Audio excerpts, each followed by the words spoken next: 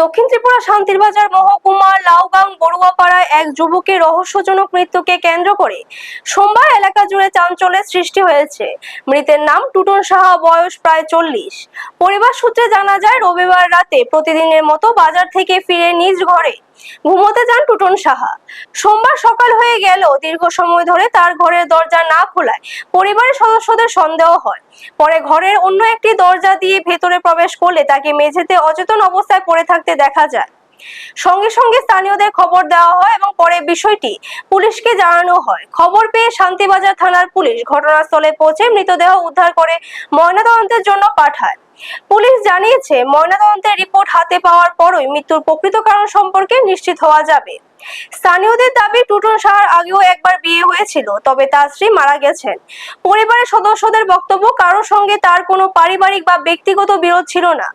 ঘটনার প্রকৃত কারণ উদ্ঘাটনে শান্তিবাজার থানার পুলিশ তদন্ত শুরু করেছে। এই রহস্যজনক মৃত্যুর ঘটনায় গোটা লাউগাং বড়ুয়াপাড়ায় শোকের ছায়া নেমে এসেছে। ব্যুরো রিপোর্ট, নিউজ তৎকাল 24। কিতা ছিল কোনছে কোনো কিছু ছিল না, বাজার তো নাই ঘুমে থাকে। সকালে বাজারে যাবে 6টা বাজতে, তখন আর শ্বশুরে এবার কজে আছে কিনলে এই সাইডে দরজায় বান্ধা আসিল। সেইখানে দিন এবার যেমন 7টা বাজে, তো এবার কি চার ওরারে ডাক দিছে, কজে বউ নেন দূরে। এর নাম টুটন সাহা।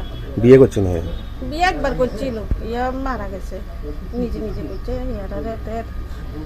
মারা গেছে। কোনো বাড়ি ঘরে ঝগড়া হয়েছিল? কোনো ঝগড়া নাই, না আশেপাশে কোনো ঝগড়া নাই। নিজে বাজারে যায়, বাজার তো নাই, আইয়ে সবকিছু বাজারে, কোনো কজ্জা নাই, ঝগড়া নাই। আপনার কি হয়? আমার দেওয়া। এই জায়গাটা কোন জায়গা? বর্গা ফাড়া না ধরে কুত্তা, বর্গা ফাড়া নেই, বর্গা ফাড়া বড়ুয়াপাড়া লাউগাং। ঠিক আছে। আপনারা দেখছেন নিউজ তৎকাল 24।